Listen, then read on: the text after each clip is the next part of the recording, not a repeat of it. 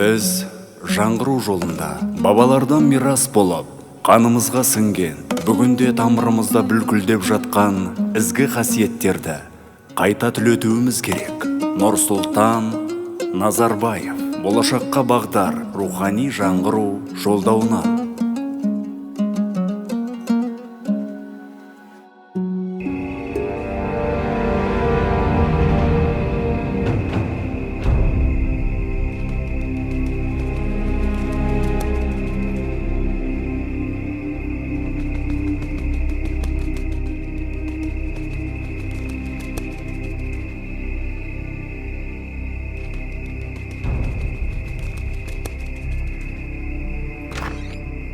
Отырар кітапханасында соғыс өнері туралы кітап бар екен.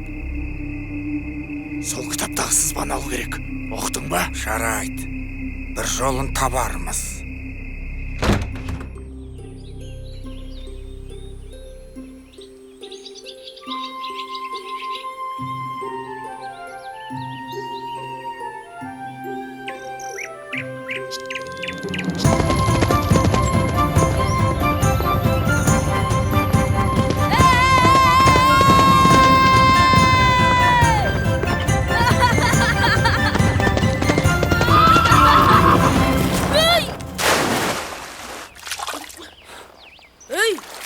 Тоқтаймын деп айтпадың ба?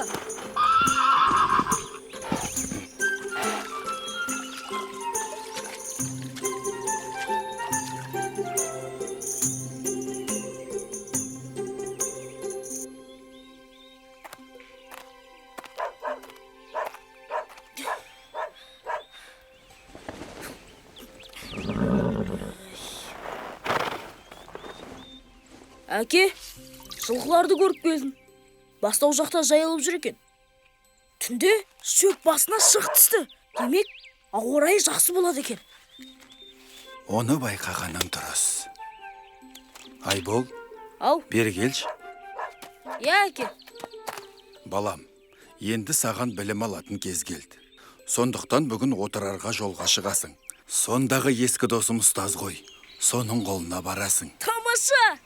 Отырардан әкелген тәтті бәліштің дәмі әлі аузымнан кеткен жоқ. Жақсылап тоятын болдым. Хе-хей, баламысың деген ай. Жақсы білім алсаң, бар өмірің тәтті болады. Түсіндім, әке.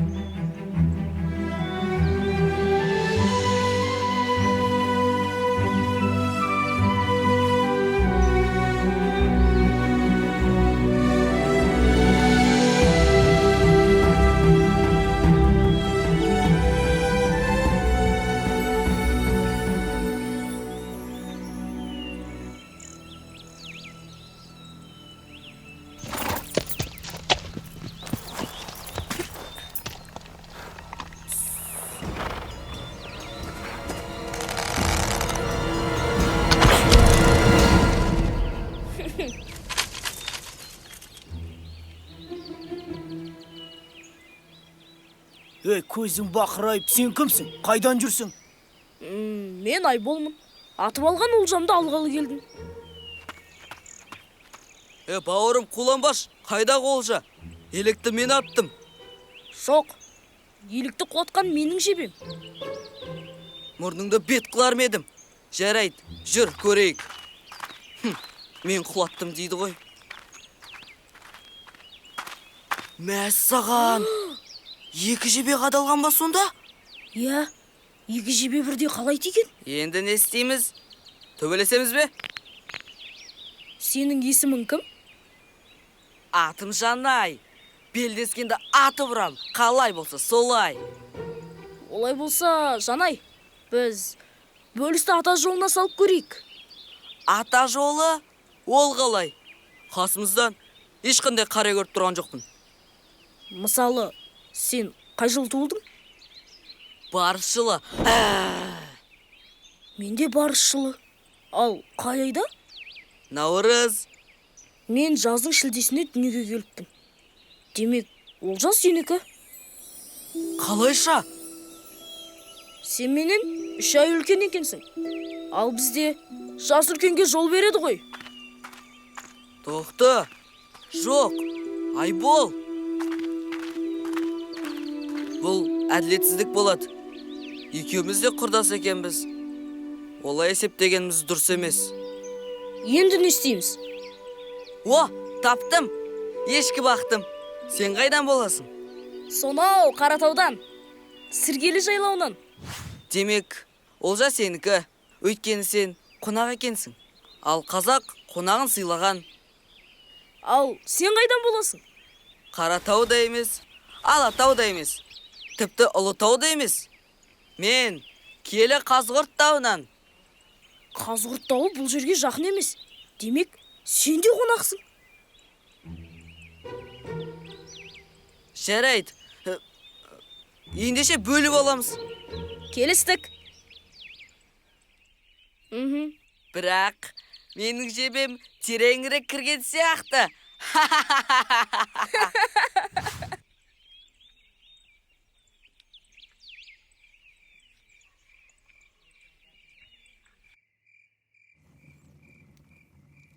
Мен отырарға оқуға барам. Онда екеуміз де мәз емес екенбіз. Менің де оқуға зауқым жоқ еді. Қымыз ішіп, ет жеп, кекіріп жүретін кездер қалды. Енді кітапқа шұқшиып отыратын болдық.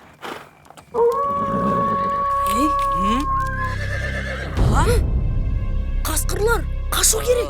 Бір ғана қасқыр. Қазір мен оны атып алам. Жанай, қасқырлар жалғыз жүрмейді. Тез қашайық. Қаспа, қазір мергендігімді тағы бір көресің. Айттым ғой саған. Ай, о, жаңа сен қашайық дедің бе? Иә, қаштық.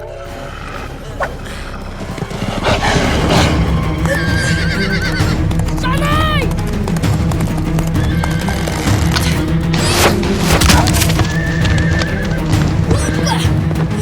Ши жануар.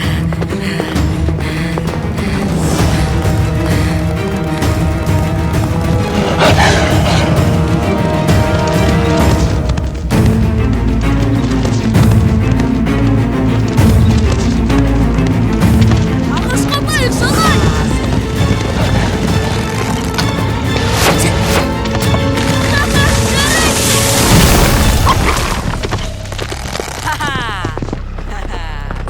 Құтылдық-ау әйтеуір. Кеттік.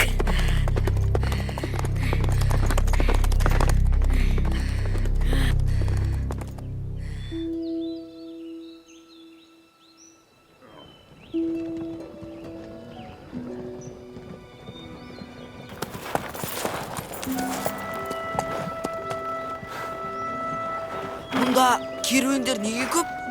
Неге бәрі сандалып жүр? Бұл Ұлы Жібек жолы.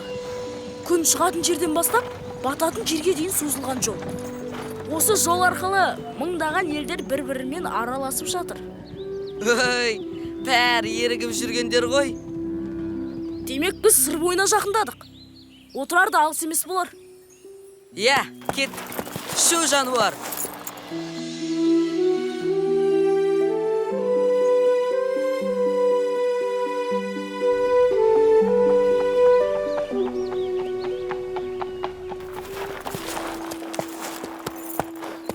Айбол, әне, отырар көрінді. Келіп қаппыз ғой.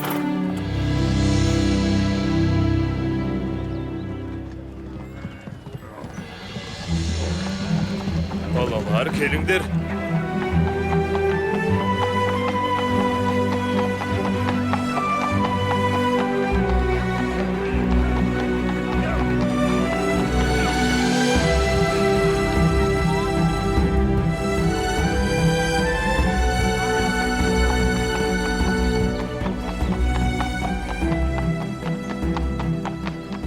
Екен үлкен, мәссаған.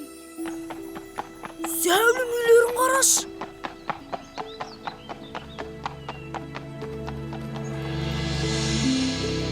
Сен не мұнда? Бірінші рет келуің бе? Иә, алғаш келуім. Олай болса мен саған отырардың талай жерін көрсетем әлі.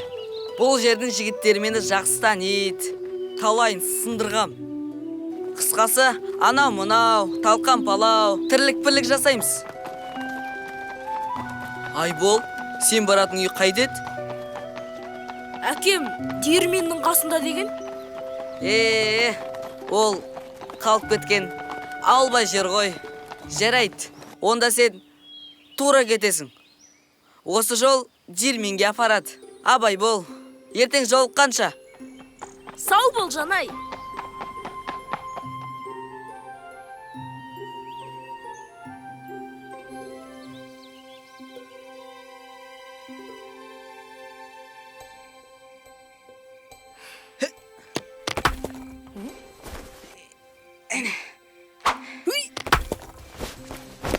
Қайтеді? Әлі ұйықтап жатсың ба? Тез жүр, сені қаламен таныстырамын.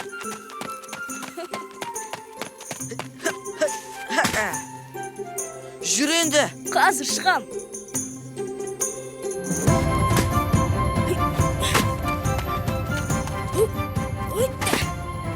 Әкелбесті.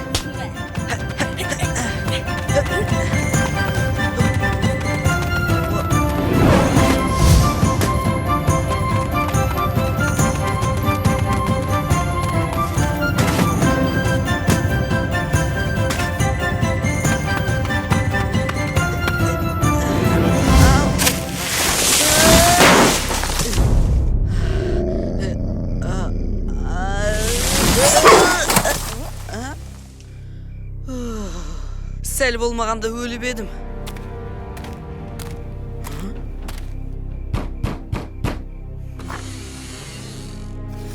Міне, кітаптың сызбасы бар бетін жыртып алдым. Өте жақсы. Тездетіп осы құрылғыны жасауға кірісеміз. Ай толғанда қалаға шабуыл жасайсыңдар. Соған дайын болыңдар.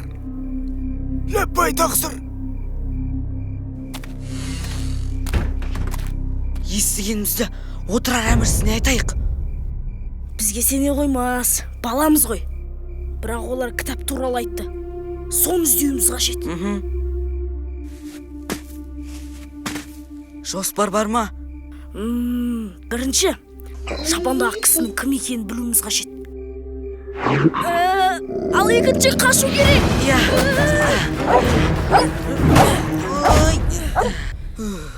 Әрең құтылдық қой. Үшіншіне? Үшінші, шапандағы кісіні жоғалтып алмау. Кеттік.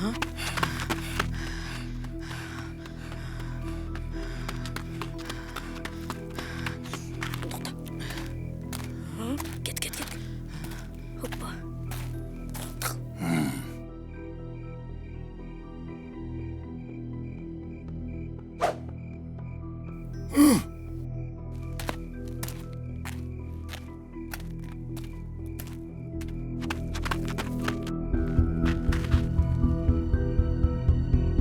Бұл кім болды екен?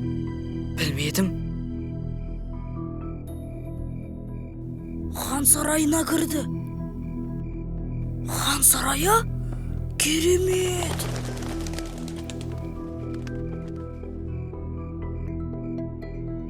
Демек хан сарайының қызметшісі болған ғой.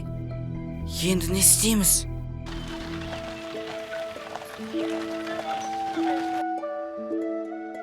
Бүкіл адамзатқа белгілі көптеген ғалымдар білгендерін келер ұрпаққа қалдыруды парыз санаған. Міне, мынау кітап. Бір ғана кітап. Ал білесіңдер ме? Осы бір кітап үшін қаншама ғалымдар бүкіл өмірін сарп етті. Ал сендердің қазір ғылымның қай саласы болса да тез меңгеруге мүмкіндіктерің бар. Сол үшін көп оқу керек. Ұстаз, соғыс өнеріне арналған кітап бар ма? Әрине бар. Майдан салудың өз жоспары, әдісі, мақсаты болады. Ол өз алдына бір ғалам. Алайда сендерге алғашқыда дүние таным, көркем сөз және математика сабақтарын алған дұрыс болады. Отырар әміршісі келеді. Ұстаз, аман есенсің бе?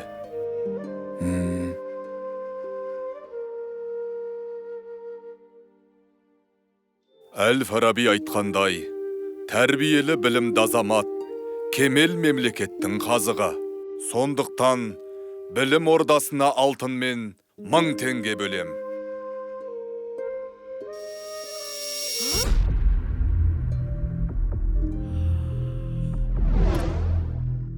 Әміршім, қазынаның ақшасын болмашы нәрсеге жұмсағаныңыз қалай?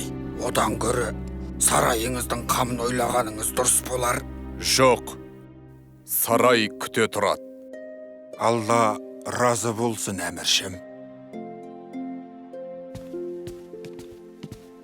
Жанай, біз соғыс өнеріне арналған кітапты табуымыз керек. Оны қайдан табамыз? Кітапханадан. Кеттік.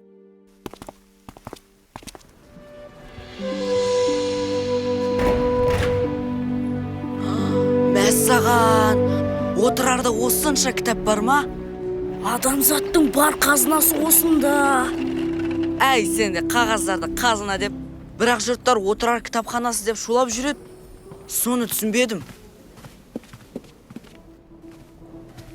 Енді мынаның арасынан кітабыңды қалай табамыз? Қазір. Міне, мынау біз деген кітап. Дәл өзі. Соғыс өнері жөнінде. Сендей қиялшыл баланы бірінші рет көруім. Кітаппен емес, қолмен соғысу керек. Мына жердің парағы жыртылған. Жауға ол үшін керек болды екен. Біреу қағаздан қайық жасап ойнаған шығар. Қане, келесі бетті көрейік. Міне, қамалға шығатын құрылғы. Олар осыны жасауда. Демек біз әрекет жасауымыз керек. Не әрекет? Менде жоспар бар. Кеттік.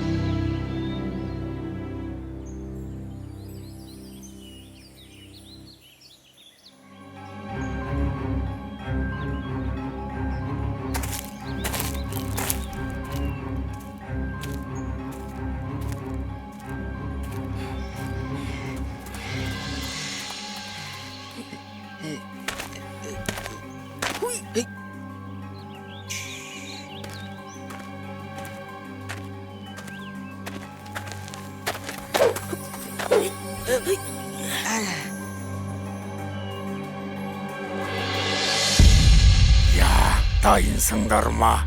Бәрі дайын. Сырдарияның бойындағы тоғайда. Қалың қол сақадай сай тұр. Күзетшілерді аластаған соң, от жағып белгі берем. Қалаға басып кіріңдер. Ләппай тақсыр. Жүр. Уақыт болды, қақпаны жаба беріңдер.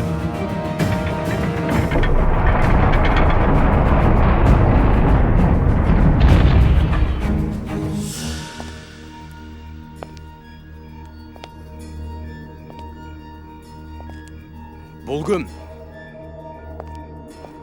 Әжей, түнделетіп не ағып жүрсіз? Сендердің жұмыстарың ауыр ғой балам. Кеше жайлаудан балғын қымыз әкелгем. Дәм татыңдар. Қымыз болса тартынбаймыз. Рахмет сізге, қартана.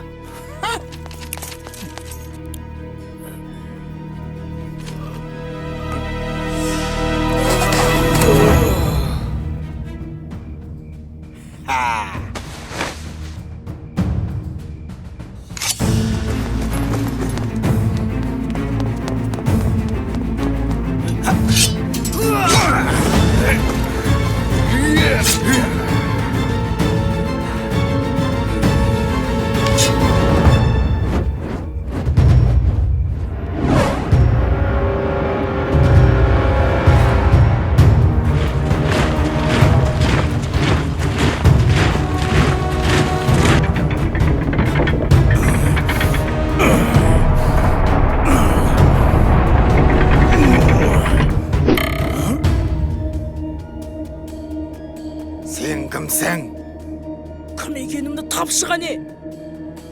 Ей, сен менімен жасырынбақ ойнайын дедің бе? Онда біліп ал, мен сендей сатқынды жазалауға келген Жебірейілмін.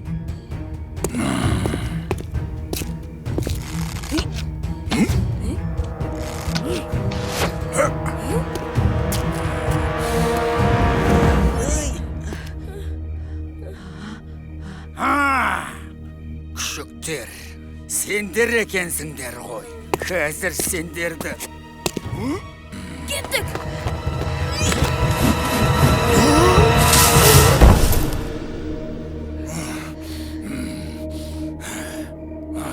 Терлеріңді тірідей сыпырамын. Жанай, тез дабыл қақ.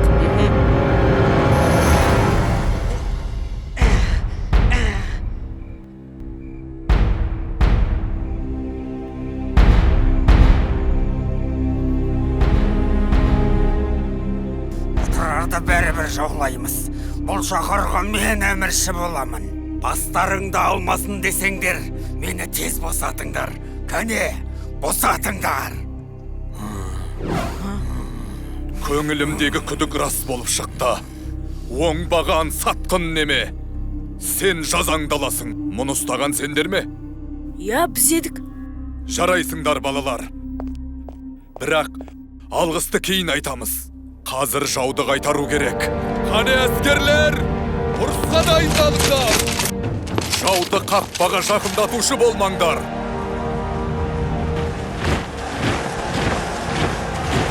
Олар мұны қалай жасады? Кітапханадағы сызбаны ұрлап оларға берген сіздің уәзіріңіз. Ой, залым. Әміршім, біздің оған қарсы жоспарымыз бар. Ол қандай жоспар? Қашықтығы 300 қадам, бұрыштама өлшемі 25. Атыңдар!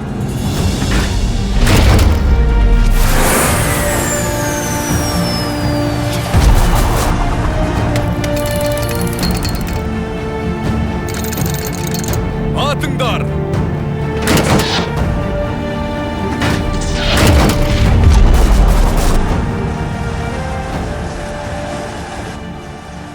Айбол, білектен ақылдың күшті екенін енді түсіндім. Сол үшін саған рахмет. Қалай, кітапқа шұқшия отыруға дайынсың ба? Иә. Осылай отырар қаласы жауға 6 ай бойы берілмей қарсылық көрсетті. Екі кішкентай балалардың тапқырлығы мен қырағылығы жау әскерінің бетін қайтарып, жеңіске жол ашты. Отырар халқының өз қаласын қорғаудағы көрсеткен көзсіз ерлігі бүгінгі ұрпақтың мақтанышы мен қайтпас рухының үлгісіне айналды. Бұл сенің тарихың.